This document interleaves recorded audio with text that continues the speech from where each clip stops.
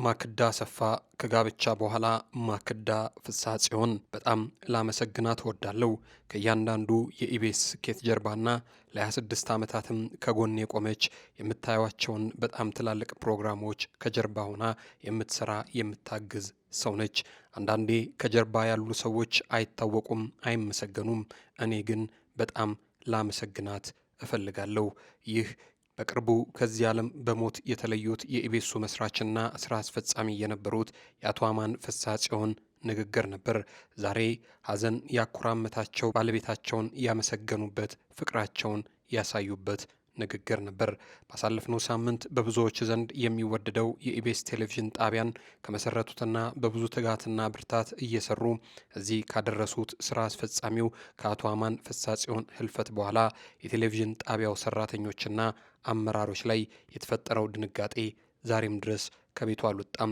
እንዲህ ያለው ሐዘን ኢቢኤስን ለሚወዱ ለሚያከብሩም ሐዘኑ ከባድ ሆኗል። በጭንቅላት ካንሰር ታመው በሕክምና ሲረዱ እንደነበር የተነገረላቸው የአቶ አማን ፍስሐ ጽዮን አስክሬን ዛሬ ማለዳውን አዲስ አበባ መድረሱ ተሰምቷል። ስርዓተ ቀብራቸውም በነገው ዕለት እንደሚፈጸምም ታውቋል። የአቶ አማንን ህልፈት ተከትሎ በሕይወት ሳሉ እንዴት ያሉ ደግና ረጋ ያሉ ትሁት፣ ሲናገሩም ሆነ ሲወስኑ በብዙ ማሰብና ማሰላሰል እንደሆነ ደግሞም ለደግነት ስራዎች ልባቸው በጭራሽ ወደ ኋላ እንደማይል የመሰከሩላቸው ሰዎች እጅጉን ብዙ ናቸው። ዛሬ እኛም የአስክሬናቸውን መምጣት ምክንያት አድርገን በሕይወት ሳሉ ከባለቤታቸው ጋር ስለነበራቸው ፍቅርና ክብር እልፍ ብሎም በሚያስተዳድሩት የኢቢኤስ ቴሌቪዥን ውስጥ ሊያስከስስ የሚችል ጥፋት ያጠፋን ሰራተኛ በተመለከተ ያደረጉትን ነገር በተመለከተና ሌሎች ያልተነገሩ ባህሪዎቻቸውን ልንነግራችሁ ወደድን። ሰላም ጤና ይስጥልን። የተወደዳችሁና የተከበራችሁ የጊዜ ሚዲያ ቤተሰቦች እንዴት አላችሁ? በያላችሁበት የዓለም ጫፍ በያላችሁበት የአገር ጥግ ሁሉ ሰላም፣ ፍቅር፣ ጤና ትሆኑ ዘንድ ዘወትር ምኞታችን ነው። ኤልያስ ደግነት ነኝ። የምትከታተሉት ጊዜ ሚዲያን ነው። ሰው መቼም ካልሄደ ዋጋው አይታወቅም እንዲሉ አቶ አማንም ከሄዱ በኋላ የሚሰጣቸው የመልካም ሰው መገለጫ የሆኑ ባህሪያቶች ብዙዎቻችንን እያነጋገሩ ይገኛሉ። በዛሬው መሰናዷችን ስለኚህ ብርቱ ሰው ያልተሰሙ አንዳንድ ጉዳዮችን ልንነግራቸው ወደን ነው ከወዳጆቻቸው አንደበት ያገኘነውን። ለዛሬ የሁለት ወዳጆቻቸውን ምስክርነት እናሰማችሁ ወደድን። እስከ መሰናዷችን ፍጻሜ ድረስ አብራችሁን ቆዩና ፕሮግራማችንን ተከታተሉልን። በቆይታችሁም ጊዜ ሚዲያን ሼር፣ ላይክ፣ ሰብስክራይብ፣ ኮሜንት እያደረጋችሁ ታበረቱን ዘንድ ጠየቅን። ክበሩልን።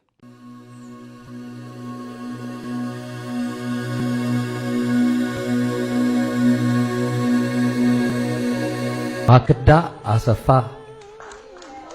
ከጋብቻ በኋላ ማክዳ ፍስሐ ጽዮን አንድ የተነሺ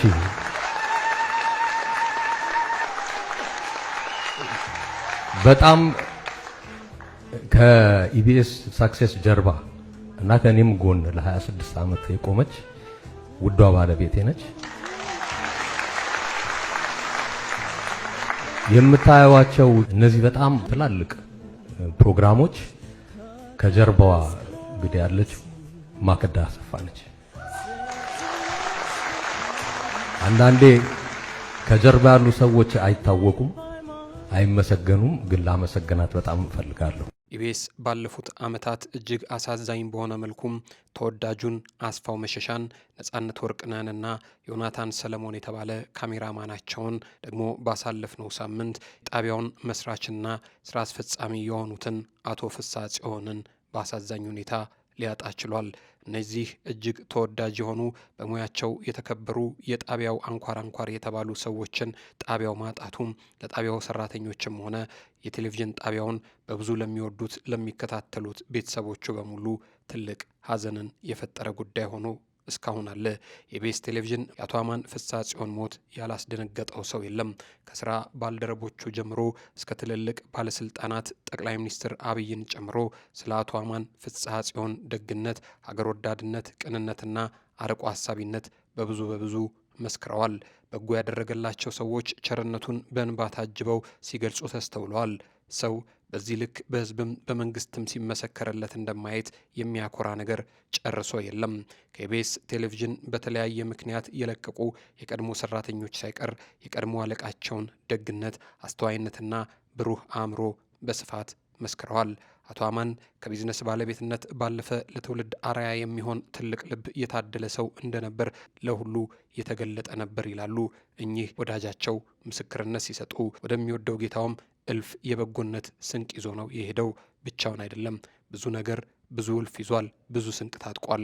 አቶ አማን በሕይወት በነበረ ጊዜ በተደጋጋሚ ይናገር እንደነበረው ባለቤቱ ወይዘሮ ማክዳ አሰፋም ከልብ ልትመሰገን ይገባታል።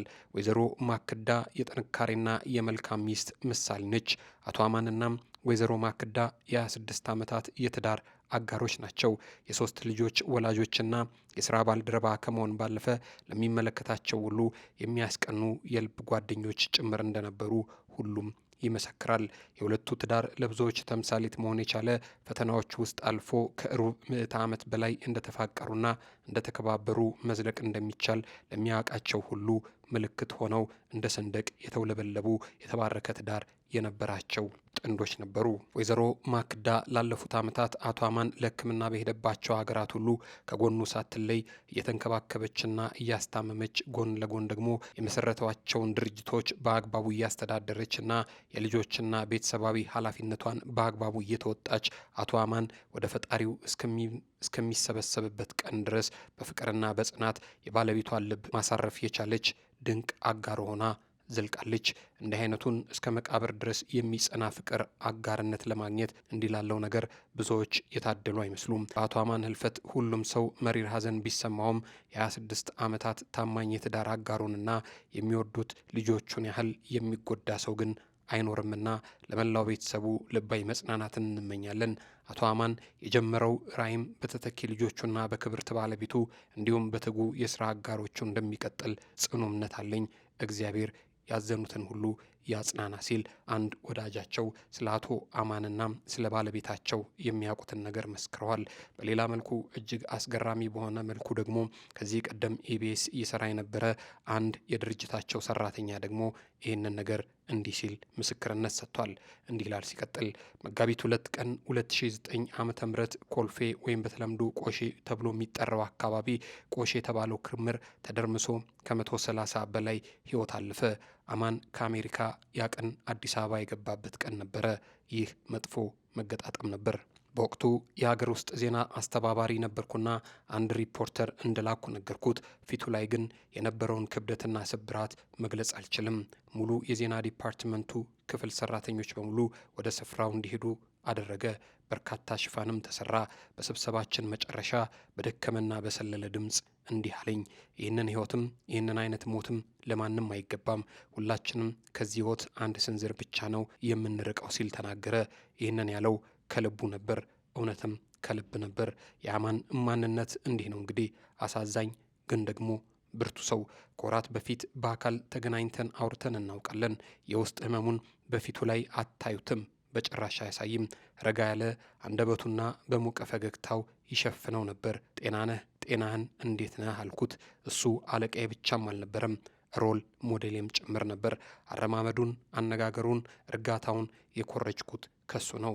ደህና ነኝ እግዚአብሔር አለኝ አለ። አስከትሎም ወደ ከፍታ ያመጣኝ እሱ ነው፣ አሁንም እሱ አለኝ አለኝ። አስገረመኝ። 2010 ዓመተ ምህረት ላይ አንድ ባልደረባችን የድርጅቱን ስም በመጠቀም ገንዘብ ሲሰውር ተደረሰበትና ከስራ ተሰናበተ። እኛ በትልቅ ድንጋጤ ሳለን አማን እንዲህ አለኝ፣ ወንድምህ ነው፣ መስመር ሳታልፍ አግዘው አለኝ። ገረመኝ። በወቅቱ ይህ አባባሉን ለማወራረድ ደረት ይጎረብጣልና ገንዘብህን አልወሰደም እንዴት እንዲህ ያልከኝ ብዬ ጠየቅኩት። ምላሹ ግን እንዲህ የሚል ነበረ፣ እኔ ከስራ አሰናበትኩት፣ ቀሪው የእግዚአብሔር ነው። ከዚያ በላይ ስለሱ ብዙ አላውቅም። ይህ ነበር። አማን ለእኔ ፍትህ ያለው ምህረት ያለው እምነት ያለው ሰው ነው። የወደድከው የተመካበት አምላክ ነፍስህን በሰላም ያሳርፋት ይላል ይህ የስራ ባልደረባው የነበረ ግለሰብ። ያን ወቅት በድርጅቱ ስም ገንዘብ ሲሰውር የተደረሰበት ሰራተኛን ማስያዝና ማሳሰር ለአማን እጅጉን ቀላል ነበር። ግን ያንን አላደረገም። አልፎ ተርፎ እኔን እንደ ወንድምህ ምከረው ሲለኝ ገሰጸኝ። በዚህ ጽሑፍ እንድትረዱልኝ የምፈልገው የሀዘን ስሜቴን ሳይሆን ምን አይነት ሰው እንደነበር ልነግራቸውና ሀገር እንዴት ያለች ሰው እንዳጣች ላስረዳችሁ ፈልጌ ነው። አንድ ወቅት ላይ አንጋፋና የምወዳትን ተዋናይት ለኢንተርቪው ጠርቼ በመጠባበቅ ላይ ሳለው ያረፈደችው አማን ጋር እያወራች እንደሆነ ሰማው። በወቅቱ በህመሟ ምክንያት ከስራ የተገለለች ስታፋችን ነበረች። በመሆኑም ውይይታቸው ስለምን እንደነበር ለመረዳት አልቻልኩም ነበር። ሳገኛት ግን ከመጠየቄ በፊት አማን ጋር ጭቃጭቀን ስልኬን ማን እንደሰጠው አላውቅም፣ ደውሎ የቤት ክራይ ከፈለ። ዋሌ የዛሬ ዓመት እኮ ጀምሮ ነው ይህንን ሲያደርግልኝ የነበረው አለችኝ። ታዲያ ይህ ምን ያጨቃጭቃል አልኩኝ፣ የነገሯን ጭራ ለመያዝ ብዬ በፈገግታ እግሬን አሞኝ እያነከስኩ የመጣሁት እኮ በፕሮግራማችሁ ላይ ላመሰግነው ነበር፣ ግን አይሆንም አለ። እኔ ግን አመሰግነዋለሁ፣ ከፈለጋችሁ እናንተ ምስጋናዬን ቆርጣችሁ አውጡና ጣሉት ነበር ምላሿ። እንዳለችውም አመሰገነችው። ይበልጥ እየገረመኝ የአማን አመክንዮ ነበር። ለመመስገን ቦታ ያልነበረው ሰው ነበር። አትቁረጡባት፣ ደስ የሚላት ከሆነ አለኝ። የልቧን መሻት ከምቾቱ ነበር ያስቀደመው። ይህን ልብና ሀቅ ነበር መሆን የምፈልገውም የምሞክረውም። ስማ አንተ ቢዚ ስትጫወት አንድ ባልደረባዬ አንድ ወቅት ላይ ታመመና በህመሙ ምክንያት ኮሪያ ሆስፒታል ገባ። ከዛም ደወለና ስማ አንተ ቢዚ ስትጫወት አለቃህ ለጥየቃ ቀደመህ አለኝ በስልክ እየሳቀ። አማን ቀደመኝ አልኩት ደንግጬ። ጠየኩት። አዎ ሙሉ የሕክምና ደረሰኛን ይዘህልኝና ተባልኩ እኮ አለኝ። ስንት እንደዚህ አይነት ታሪኮች እናውቃለን መሰላችሁ? በጣም ብዙ ሰዎች በርካታ ታሪኮች ያልተነገሩለት ሰው ነው አማን ማለት። ዛሬ ያጣነው አለቃ ወይም የግል ሚዲያ ያለው ባለሀብት ምናምን አይደለም። የቀዘቀዘ ልብ የሞቀ ደም ያለው አባትም ጓደኛ መሆን የሚችል ጎበዝ ብርቱና ደግ ሰው ነው። ኢቢኤስ ስገባ 25 ዓመቴ ነበር። ከቤት ወጥቼ መኖር ጀመርኩ። ከ3 ወራት በኋላ ይመስለኛል ህይወትህን ትወደዋለህ አለኝ። በዚህ ድንገተኛ ጥያቄው መልስ አልነበረኝም። የተረዳሁት ንግግራችን የአለቃ አይነት ስላልነበር በህይወቴ ፍራሽ ላይ የምተኛው ለአንተ መስራት ሲጀምር ነው አልኩት። የንግግሬን ክብደት መመዘን የቻልኩት ከፊቱ አንብቤ ነው። ያገጽታ ሀያል ነው፣ ያሰሪ አልነበረም። ታላቅ ወንድምህ አንጀቱ ሲቦደስ አይነት የሚያሳየው ፊት እንጂ። ከደቂቃዎች ዝምታ በኋላ ጥቅምት ወር ድርጅቱን ስቀላቀል የነበረኝን የቅጥር ውል አስታወሰኝ። ኢቢኤስ መስራት የፈለግከው ለደሞዝ ከሆነ አትድከም። እኔ የምፈልገው ኢቢኤስን ተጠቅሞ መለወጥ የሚፈልግ ጋዜጠኛ ነው። ለራስህ ብለህ ከሰራህ ኢቢኤስን ትቀይራለህ አለኝ። ይህ ነበር ስምምነታችን። ደሞዜም በቀጣይ ወር ተስተካከለ። እኔም ራዕይ የሚባለውን ትምህርት አገኘው። ብዙ ውይይቶቻችንን አለማወቄን ያሳዩኛል። አማን የሀሳብ ባህር ሆኖም ምንም እንዳልገባው ሰው የሚሆን ሰው ነው። ሲከብደኝ ሰበብ ፈልጌ የማወራው ካርታ ጠቋሚዬ አይነት ሰው ነው። በአሜሪካ ኑሮዬ ቶሎ ብለህ ወደ ሙያ ተመለስ የሚል መካሬ ነው። ከወራት በፊት በአዲስ አበባ በአካል መምህሬ ነህ ስለው ፊቱ ላይ የነበረው ፈገግታ ከህሊናዬ ይቀመጣል። እንደ ሙያ ልጅነታችን ከለጋሲው ጋር እንኖራለን። አማንዬ ነፍስ በሰላም ትረፍ ይላል ይህ የስራ ባልደረባው የነበረ ሰው። እንዲህ በብዙዎች ዘንድ ይወደድ የነበረው ኢቢኤስን ቴሌቪዥንን መስራችና ዋና ስራ አስፈጻሚ የነበረው የአቶ አማን ፍስሐጽዮን አስክሬን ዛሬ ማለዳውን አዲስ አበባ ደርሷል። አስክሬኑ በቦሌ ዓለም አቀፍ አየር ማረፊያ የክብር አቀባበል ከተደረገለት በኋላ በቤተሰቦቹ በወዳጅ ዘመዶቹና በስራ ባልደረቦቹ ታጅቦ ሳር ቤት አካባቢ ወደሚገኘው መኖሪያ ቤታቸው አስክሬኑ እንዲሄድ ተደርጓል። በነገው ዕለትም የካቲት 12 ቀን 2018 ዓ.ም በአዲስ አበባ አድዋ ሙዚየም የስንብት መርሃ ግብር የተሰናዳ ሲሆን ለዚህም በዕለቱ ከጠዋቱ 3 ሰዓት ጀምሮ ከመኖሪያ ቤቱ ወደ አድዋ ሙዚየም ጉዞ ይደረጋል። ከረፋዱ 5 ሰዓት ላይም ደግሞ በአድዋ ሙዚየም የስንብት መርሃ ግብሩ የሚጀምርበት ሰዓት ሆኖ እንዲሁም ከቀኑ 8 ሰዓት ላይ ወደ መጨረሻ ማረፊያው ጉዞ የሚደረግ ሲሆን በመጨረሻም ከቀኑ 9 ሰዓት ላይ በጴጥሮስ ጳውሎስ መካነ መቃብር የአቶ አማን ፍስሐጽዮን የግብዓተ መሬት ስነ ስርዓት እንደሚከናወንም ተሰምቷል። የምንወዳቸውና የምናከብራቸው የጊዜ ሚዲያ ቤተሰቦች ለአቶ አማን ፍስሐጽዮን ፈጣሪ ነፍሳቸውን በቀኝ እንዲያኖር ተመኘን። ለቤተሰቦቻቸው፣ ለጓደኞቻቸው፣ ለዘመድ አዝማዶቻቸውና ለድርጅታቸው ሰራተኞች በሙሉ ፈጣሪ ብርታትና ጽናት እንዲሰጥ ተመኘን።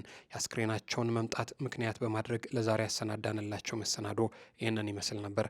እናንተም እስከ ፕሮግራማችን ፍጻሜ ድረስ አብራችሁን ቆይታችሁ ፕሮግራማችንን ስለተከታተላችሁልን ክብር ይስጥልን፣ እናመሰግናለን። ጊዜ ሚዲያን አሁንም ሼር፣ ላይክ፣ ሰብስክራይብ፣ ኮሜንት በማድረግ ቤተሰብ ታድርጉን ዘንድ በትህትና ጠየቅን። ክበሩልን።